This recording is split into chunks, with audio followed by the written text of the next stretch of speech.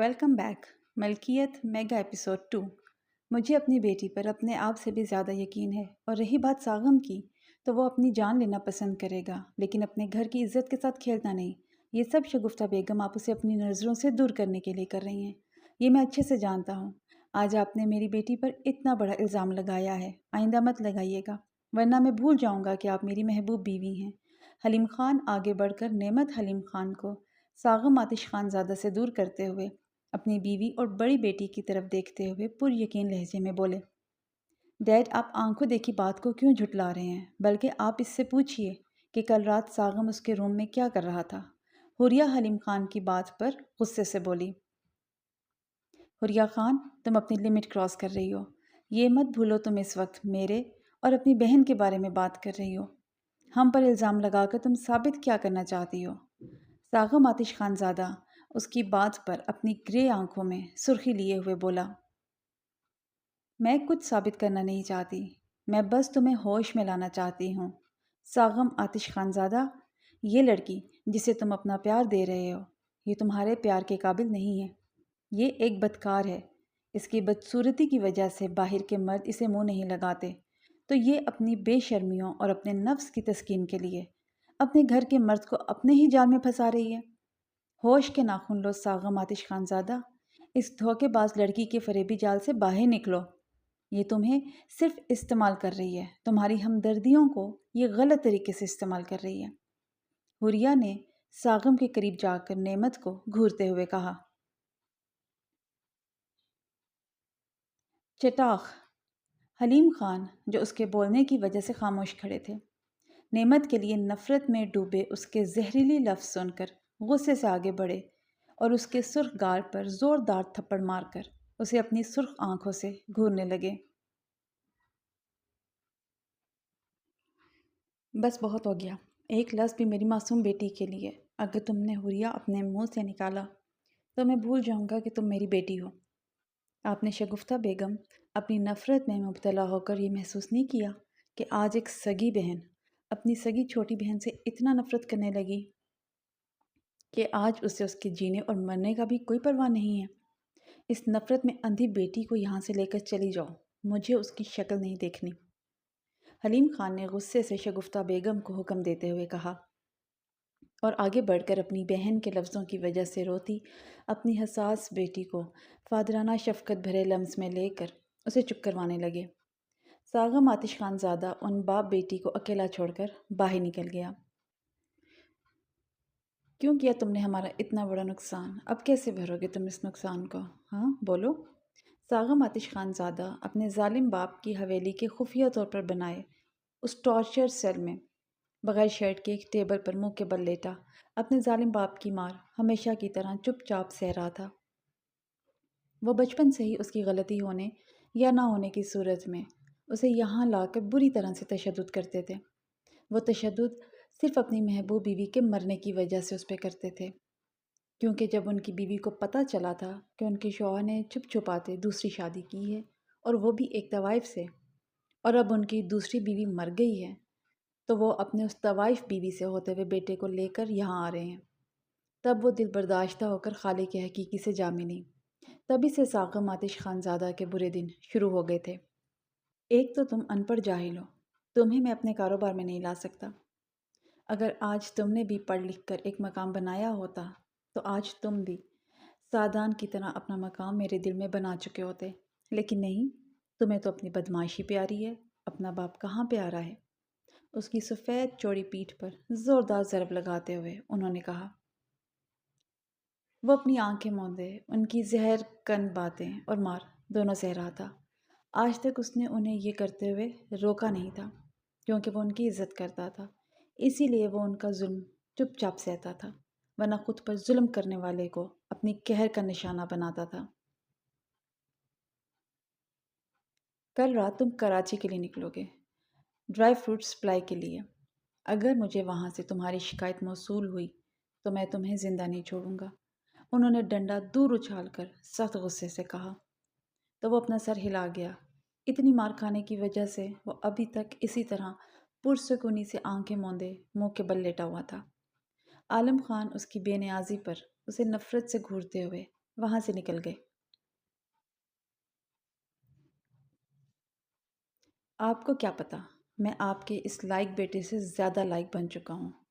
اور رہی آپ کے دل میں مقام بنانے کی بات، تو والد محترم ذرا ویٹ کر لیں، جلد میں آپ کے سامنے اپنی قابلیت کا جھنڈا لہراؤں گا۔ پھر دیکھتے ہیں آپ اپنے دل میں مجھے وہ مقام دیتے ہیں یا نہیں جو آپ نے اپنے دونوں نالائق بچوں کو دیا ہوا ہے۔ ان کے جاتے ہی اچانک سے ساغم آتش خان زادہ نے اپنی سرخ گرے آنکھیں کھول کر طنزیہ ہنستے ہوئے کہہ کر اس جانب دیکھا جہاں سے وہ ابھی ابھی گئے تھے۔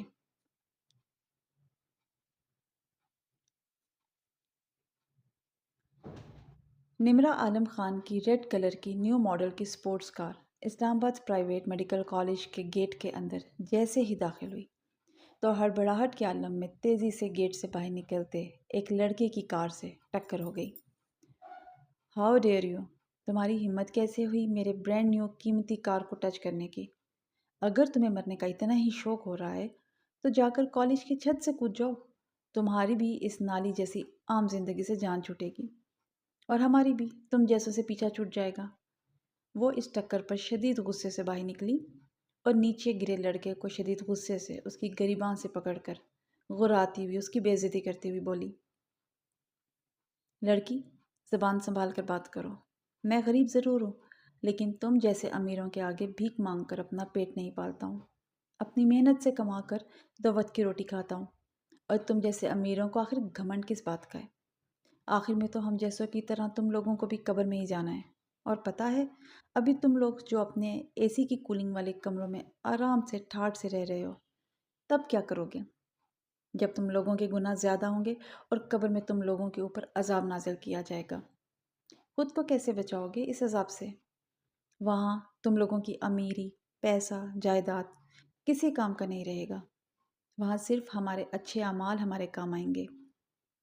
میری مانو، اپنا گناہ کم کر کے اپنی آخرت کو سنبھالو، اس طرح تم لوگ بھی سکون میں رہو گے اور ہم جیسے غریب طبقے کو بھی سکون سے رہنے دو گے۔ وہ لڑکا جو پہلے سے ہی پریشانی میں تھا، سامنے قیمتی شارٹ بلیک سکرٹ میں اس کے غصے کو ہوا دے گئی۔ یو بلڈی باسٹرڈ، تمہاری جرت کیسے ہوئی مجھے اس طرح کے سبق سکھانے کی؟ میں تم جیسے غریب لڑکوں کو اچھے سے جانتی ہوں، تم جیسے نالی کے کیڑے ہم جیسی امیر لڑکیوں کو دیکھ کر اسی طرح پہلے ڈرامہ کرتے ہو اور پھر بعد میں اپنی اصلیت دکھاتے ہو اور انہیں پھنسا کر اپنا مطلب نکال کر انہیں دودھ میں سے مکھی کی طرح باہر پھینک دیتے ہو۔ لیکن مسٹر، میں نمرہ عالم خان ہوں، تم جیسوں کو سبق سکھانا اچھے سے جانتی ہوں۔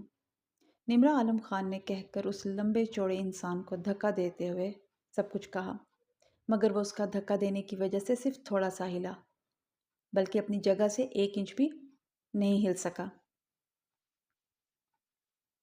ہاں ہاں ہاں، او ہیلو میڈم، میں تم پر ایک بات واضح کر دوں، میں ان چچوروں کی طرح نہیں ہوں جو اپنی عیاشی کے لیے تم جیسے بے وقوفوں کا سہارا لیتے ہیں۔ میں آہل شاہ ہوں، میں اپنی عیاشیوں کو پورا کرنے کے لیے خود ہی کافی ہوں۔ مجھے تم جیسی بے وقوف، نک چڑی، ریز زادیوں کی بالکل ضرورت نہیں ہے۔ اس لڑکے نے اس کی سرمئی آنکھوں میں اپنی سیاہ آنکھیں ڈالتے ہوئے کہا، آہل، تم ابھی تک نہیں گئے ہو؟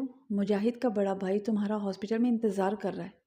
اگر تمہیں اپنے گھر راشن کے لیے پیسے چاہیے یار، تو جلدی سے جا کر مجاہد کو خون دے دو، بدلے میں اس کا بھائی تمہیں منہ مانگی قیمت دے گا۔ وہ کالج کے گیٹ کے بیچوں بیچ کھڑے ایک دوسرے کو غصے سے دیکھ رہے تھے۔ کسی نے وہاں آ کر آہل شاہ سے کہا، جس کے گھر میں آج کل فاقوں کا راج تھا، 3 ماہ پہلے ایسے حالات کا سامنا نہیں کرنا پڑا تھا اسے۔ جب سے اس کا باپ اس دنیا سے چلا گیا تھا، تب سے ان کو ان حالات سے گزرنا پڑ رہا تھا۔ رشتہ داروں نے یہ کہہ کر ان سے پیچھا چھڑا لیا تھا کہ ان کے خود کے حالات اتنے ٹھیک نہیں چل رہے ہیں۔ ان کی بے حسی پر آہل شاہ کو بہت زیادہ دکھ ہوا تھا، لیکن وہ کیا کر سکتا تھا؟ وہ جانتا تھا یہ دنیا جب تک جیب آپ کی گرم ہے، یہ آپ کی ہے۔ جب جیب میں پھوٹی کوڑی بھی نہ رہے، تب یہی دنیا والے آپ کو تنہا چھوڑ کر ایسے بھاگ جاتے ہیں جیسے گدھے کے سر سے سینگ۔ اگر آہل کو اسکالرشپ پر داخلہ نہ ملا ہوتا تو وہ اپنی ڈاکٹری کی پڑھائی چھوڑ کر اپنی پیاری ماں اور چھوٹی معصوم بہن کے لیے 2 وقت کی روٹی کے لیے اس شہر میں کوئی بھی چھوٹی موٹی معمولی نوکری کر کے اپنے دن گزارا ہوتا۔ جب مجاہد، جو اس کالج کے ڈونر کا بیٹا تھا، اس وقت اس کی سیریس ایکسیڈنٹ کی وجہ سے حالت کرٹیکل تھی۔ اسے او بلڈ گروپ کی اشد ضرورت تھی۔ تب اسے پتہ چلا کہ اس کا بھائی پیسوں کے بدلے کسی سے خون لینا چاہتا ہے۔ تب اس نے اسے فون کر کے اپنے گروپ کا بتایا تو اس کے بھائی نے اسے جلد ہاسپٹل پہنچنے کا کہا۔ تو وہ تیزی سے کالج سے باہر نکلنے کے لیے بھاگا، لیکن راستے میں اس کی ٹکر نمرہ عالم خان سے ہو گئی۔ اگر اس وقت وہ جلدی میں نہ ہوتا تو وہ جو فاقوں کی وجہ سے پہلے ہی زخمی شیر بنا ہوا تھا، اس مغرور لڑکی کا منہ ضرور توڑ دیتا۔ نمرہ عالم خان اس کے چہرے پر پریشانی دیکھ کر نخوت سے اپنا رخ موڑ کر بے فکری سے اپنے گروپ کی جانب بڑھی۔ اسے غریبوں سے سخت نفرت تھی، تو بھلا اس پتھر دل لڑکی کو آہل شاہ کے دکھ کا کیسے احساس ہو سکتا تھا؟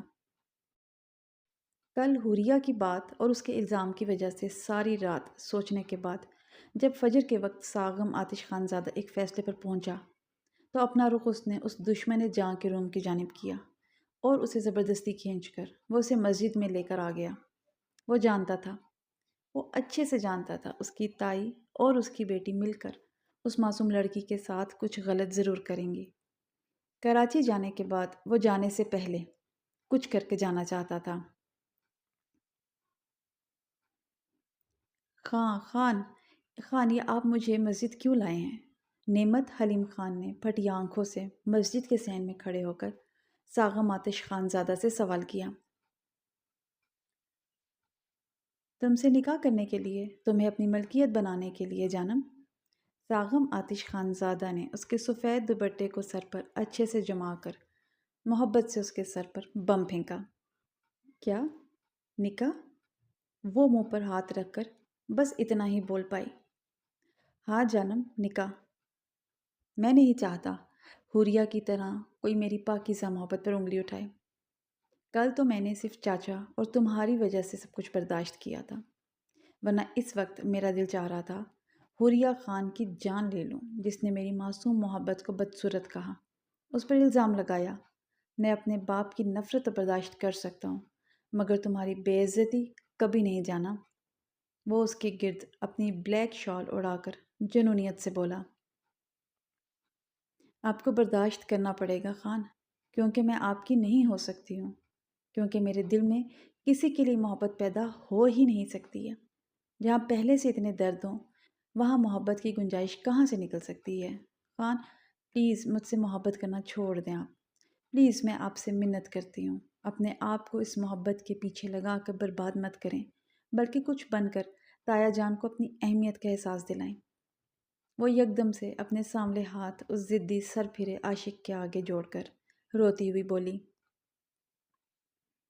میں ان دردوں کا علاج کرنا اچھے سے جانتا ہوں، اور میں نکالوں گا گنجائش تمہارے دل میں اپنی محبت کے لیے جانم۔ بس تمہیں میرا ساتھ دینا ہوگا۔ کیا تم دو گی میرا ساتھ مجھ سے نکاح کر کے؟ ساغم آتش خان زادہ نے اپنی چوڑی ہتھیلی اس کے آگے کرتے ہوئے اسے دیکھا، جو سفید چادر نما دوپٹہ اچھے سے اوڑھے کندھوں پر اس کا مردانہ شال لیے حسین لڑکیوں کو بھی مات دے رہی تھی۔ ساغم آتش خان زادہ اس کی پاکیزہ معصوم حسن پر، جو صرف اس کی آنکھوں میں تھا، باقی دنیا والوں کے لیے وہ صرف ایک عام شکل و صورت کی لڑکی تھی۔ اگر دنیا والوں نے ساغم آتش خان زادہ کی نظروں میں اس عام لڑکی کا عکس دیکھا نا، تو وہ بھی اس معصوم پاکیزہ حسن کو دیکھ کر ضرور مسمار ہو جاتے۔ خان گھر والوں کے بغیر ہم کیسے نکاح کر سکتے ہیں؟ یہ صحیح نہیں ہے، ہمیں ان کی مرضی کے بغیر یہ قدم نہیں اٹھانا چاہیے۔ ساغم آتش خان زادہ نے اسے یہ کس کشمکش میں ڈال دیا تھا؟ وہ سخت پریشانی سے اپنے نازک انگلیاں آپس میں پھنسائے اس کی جانب دیکھتی ہوئی بولی۔ ہمارے والد محترم شاید اجازت دیں، لیکن تمہاری ماں اور بہن جو تم سے نفرت کرتی ہیں وہ کبھی ہمارا نکاح نہیں ہونے دیں گی، اور میں چاہتا ہوں ہمارا نکاح ابھی ہو۔ تم مان جاؤ، مجھے بہت ڈر لگا رہتا ہے، کیونکہ میں اچھے سے چاچی کو جانتا ہوں، وہ اپنی بے بنیاد نفرت کی وجہ سے میری اور چاچا کی غیر موجودگی کا فائدہ اٹھا کر تمہیں زندگی کے ساتھ کوئی گیم کھیل سکتی ہیں۔ وہ اپنی نفرت میں اندھی ہو کر یہ سوچے سمجھے بغیر کہ تم ان کی سگی اولاد ہو، وہ تم سے اپنی جان چھڑانے کے لیے کسی چرسی کے بھی حوالے کر سکتی ہیں۔ جب ہمارا نکاح ہوگا تو میں انہیں تمہارے ساتھ کچھ بھی کرنے نہیں دوں گا، اور اگر پھر بھی انہوں نے تمہارے ساتھ کچھ کرنے کی کوشش کی تو وہ میرا غصہ دیکھیں گے، کیونکہ میں نے بہت برداشت کر لیا ہے اس گھر میں ہم دونوں کے اوپر ظلم ہوتے ہوئے۔ دیکھنا اب میں بالکل بھی برداشت نہیں کروں گا، بلکہ اب میں ان کو ان کی نفرت کا جواب نفرت سے دوں گا۔ ساغم آتش خانزادہ نے اسے سمجھا بجھا کر آخرکار منا ہی لیا۔ ساغم آتش خانزادہ نے اسے مسجد میں لانے سے بیشتر ہی فجر کی نماز مسجد میں جماعت کے ساتھ ادا کر لی تھی۔ نعمت حلیم خان کو نماز اور تلاوت قرآن پڑھنے کے بعد ہی وہ اسے یہاں مسجد میں لایا تھا۔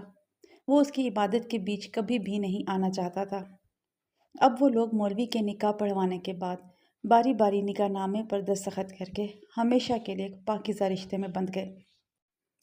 نکاح کے بعد وہ اسے لیے حویلی کی جانب بڑھا۔ اس وقت صبح کے 7 بج رہے تھے۔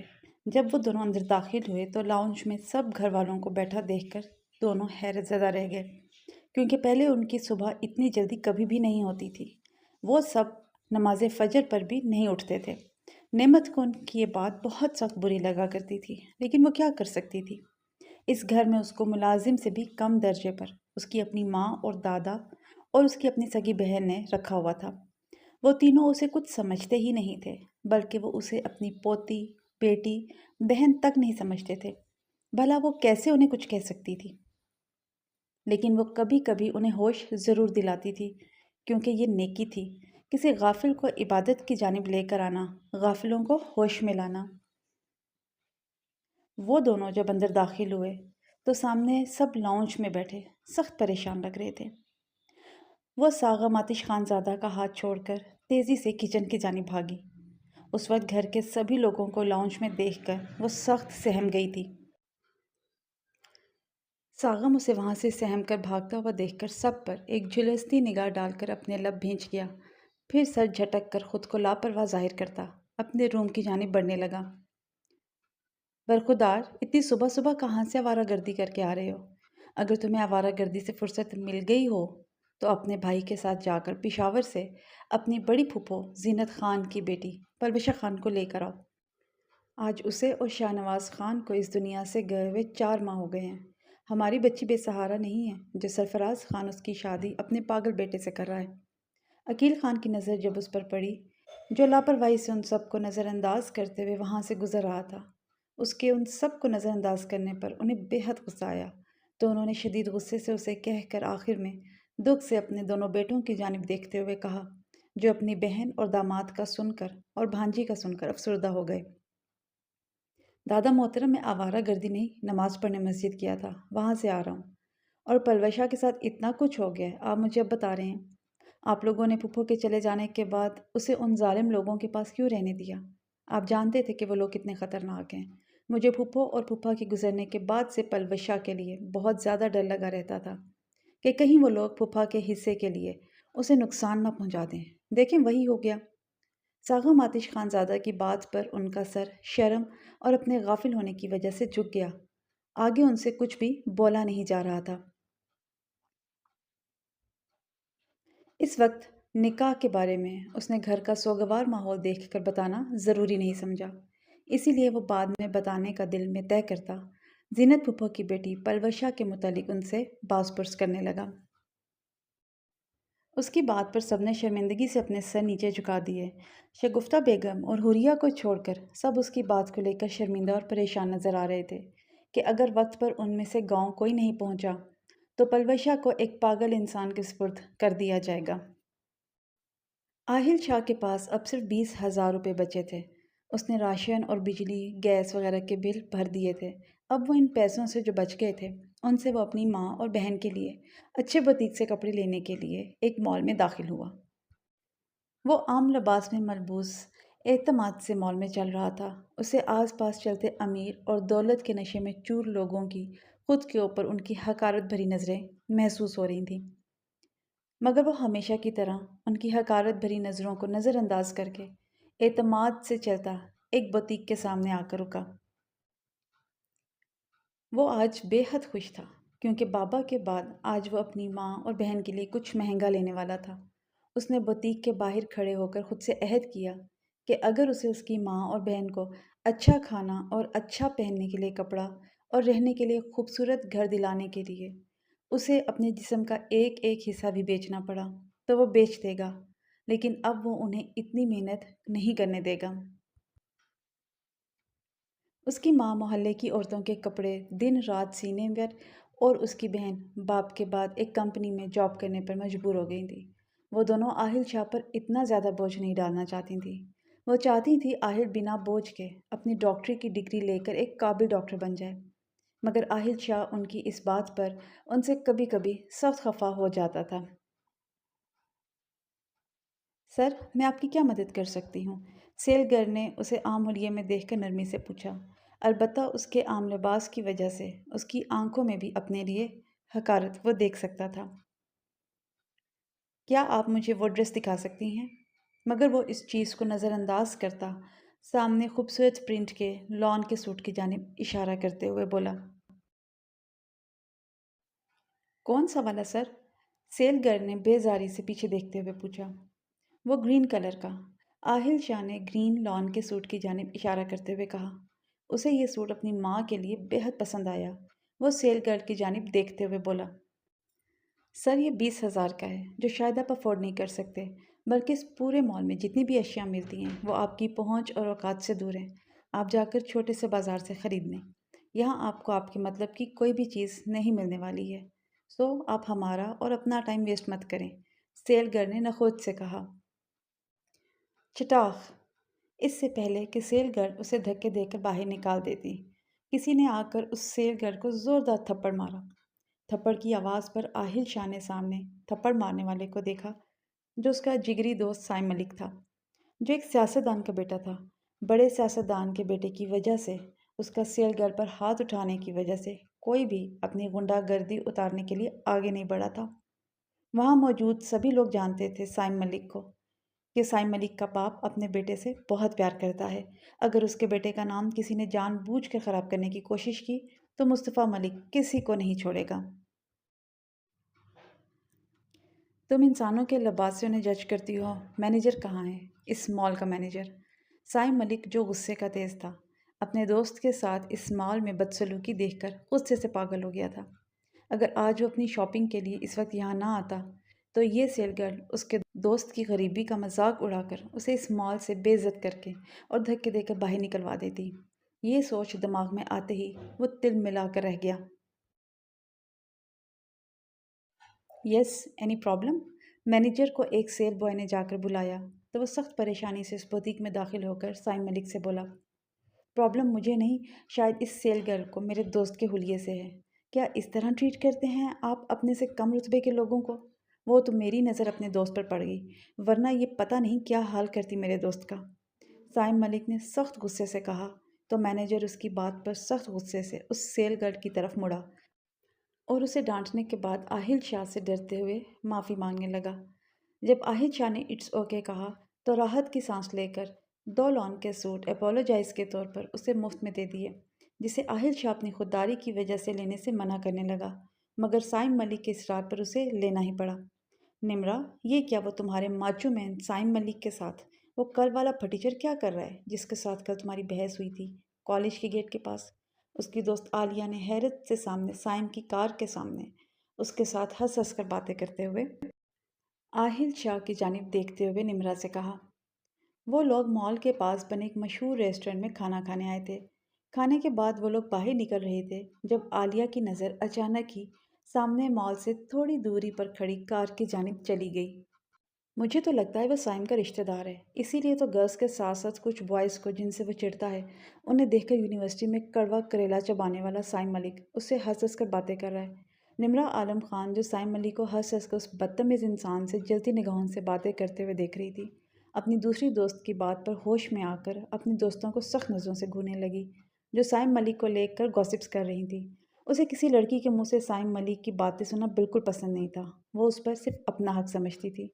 وہ پھٹیچر اس کا رشتہ دار بالکل بھی نہیں ہو سکتا، اس کے لباس سے ظاہر ہوتا ہے کہ وہ خاص نہیں ہے بلکہ ایک عام انسان ہے۔ ضرور اپنی ہمدرد فطرت کی وجہ سے سائم اس کی مدد کر رہا ہے۔ میں نے سنا ہے اس کے مالی حالات ٹھیک نہیں ہیں۔ نمرا عالم خان نے سرخ نگاہوں سے آہل شاہ کے مضبوط تن پر معمولی لباس کو دیکھتے ہوئے کہا۔ جلدی سے ان پیپرز پر دستخط کرو لڑکی۔ سرخ اور سفید پھولوں کی جیسی 20 سالہ پلوشہ شاہ نواز خان سخت ڈری سہمی خوف زدہ نظروں سے سامنے کھڑے اپنے باپ کے بھائی کو دیکھ رہی تھی، جو ہاتھ میں رائفل لیے اس سے کہہ رہے تھے، نہیں، میں نہیں کروں گی۔ وہ روتی ہوئی زور زور سے نفی میں سر ہلانے لگی تو سرفراز خان نے شدید طیش کے عالم میں آگے بڑھ کر اس معصوم کے سرخ گالوں پر ایک زناٹے دار تھپڑ رسید کر دیا تو وہ اس زناٹے دار تھپڑ کی مار سے پیچھے دیوار سے جا ٹکرائی۔ اگر تم دستخط نہیں کرو گی تو میں تمہیں بھی تمہارے ماں باپ کے پاس بھیج دوں گا۔ اگر اس عمر میں ان کے پاس نہیں جانا چاہتی ہو تو جلدی سے اس نکاح نامے پر دستخط کرو۔ آگے بڑھ کر اس معصوم کے سر کے بال جکڑ کر سرفراز خان نے غصے سے اس کی گود میں نکاح نامہ رکھتے ہوئے کہا، آپ مجھے مار ڈالیں، ایک پاگل سے نکاح کرنے سے بہتر ہے میں مر جاؤں۔ پلوش شاہ نے اپنی تکلیف پر سسکی لیتے ہوئے کہا، ٹھا ٹھا۔ اس کی بات پر سرفراز خان سخت طیش کے عالم میں اس کے اوپر رائفل چلانے ہی والے تھے، لیکن ساغم آتش خان زادہ کے ان کے عین پیچھے دیوار پر گولی چلانے کی وجہ سے ڈر کر پلوش شاہ سے دور ہو گئے۔ سرفراز خان اپنے سگے بڑے بھائی کی بیٹی کے اوپر تشدد کرتے ہوئے، تمہیں ذرا بھی شرم نہیں آئی؟ اور چند زمینیں غیروں میں نہ جانے کے ڈر سے تم اپنے پاگل بیٹے سے اس کی زبردستی شادی کر رہے ہو۔ تمہیں تو ڈوب کر مر جانا چاہیے اپنے اس پاگل بیٹے کے ساتھ۔ ساغم آتش خان زادہ شدید غصے میں آ گیا۔ ایک اور بیٹی کو اپنوں کے ہاتھوں تشدد ہوتا ہوا دیکھ کر سعدان عالم خان، جو یہ معاملہ آرام سے نمٹانے کے لیے یہاں آیا تھا، اپنے اس سر پھرے سوتیلے بھائی کی اس حرکت پر پیچ و تاب کھا کر رہ گیا۔ لڑکے، تم ہمارے ذاتی معاملے کے بیچ میں مت آؤ ورنہ تمہارے لیے اچھا نہیں ہوگا۔ سرفراز خان نے ساغم آتش خان زادہ اور سعدان عالم خان کو وہاں دیکھا تو غصے سے پاگل ہو کر ساغم آتش خان زادہ سے بگڑ کر بولا، یہ معاملہ زینت پھپھو کے بننے کے بعد سے اب ہمارا بن چکا ہے۔ پلوش شاہ اب ہماری ذمہ داری ہے، ہم اسے لینے کے لیے آئے ہیں۔ اگر تم شرافت سے اسے جانے دو گے تو میں تمہیں چھوڑ دوں گا، اور اگر تم اس معاملے کو اپنی انا کا مسئلہ بناؤ گے تو میں تمہیں اور تمہارے بیٹے کو زندہ دفن کر دوں گا۔ ساغم آتش خان زادہ نے پلوش شاہ کی جانب بڑھتے ہوئے اسے اٹھا کر اپنے ساتھ لگاتے ہوئے کہا، تم اسے یہاں سے لے جانا چاہتے ہو تو پھر ٹھیک ہے، میں اسے یہاں سے ایک شرط پر لے جانے دوں گا لڑکے۔ سرفراز خان نے شاطرانہ مسکراہٹ ہونٹوں پر سجا کر اپنی آنکھیں ساغم آتش خان زادہ کے غصے کی تمازت سے سرخ ہوتے چہرے پر گاڑتے ہوئے کہا، کیسی شرط؟ ساغم آتش خان زادہ نے حیرت سے پوچھا۔ ساغم آتش خان زادہ، تمہیں پلوش شاہ شاہ نواز خان سے نکاح کرنا ہوگا، تمہیں اسے اپنا نام دے کر اس کی ذمہ داری اٹھانی ہوگی، تبھی میں اسے یہاں سے خاموشی سے جانے دوں گا۔ سرفراز خان کی بات پر ساغم آتش خان زادہ کی روح فنا ہو گئی۔ سرفراز خان، تم یہ کیا بکواس کر رہے ہو؟ سعدان عالم خان سرفراز خان کی بات پر شدید غصے سے بولا، بکواس نہیں کر رہا ہوں میں۔ اگر تم لوگوں میں سے کسی ایک نے اس سے بنا جائیداد لیے نکاح کیا تبھی میں اس منحوس کو یہاں سے جانے دوں گا۔ سرفراز خان نے حقارت سے پلوش شاہ کی جانب دیکھتے ہوئے کہا، وہ اس سے اس لیے نفرت کرنے لگے تھے کیونکہ وہ بھی ایکسیڈنٹ کے وقت اپنے ماں باپ کے ساتھ تھی، لیکن اسے ایک خروچ نہیں آئی تھی اور اسی وجہ سے وہ اسے اپنے بھائی کا قاتل سمجھتے تھے۔ سرفراز خان، یہ بہت ہی گھٹیا سودا ہے تمہارا، مجھے یہ منظور نہیں ہے۔ ساغم آتش خان زادہ کی گرے آنکھوں کے سامنے نعمت کا معصوم چہرہ آ گیا۔ وہ سخت غصے سے بولا، ساغم آتش خان زادہ، اگر یہ گھٹیا سودا ہے تو یہاں سے چلے جاؤ، اور اگر اسے یہاں سے لے جانا چاہتے ہو تو خاموشی سے اس سے نکاح کرو ورنہ بھول جاؤ اپنی پھوپھی کی بیٹی کو۔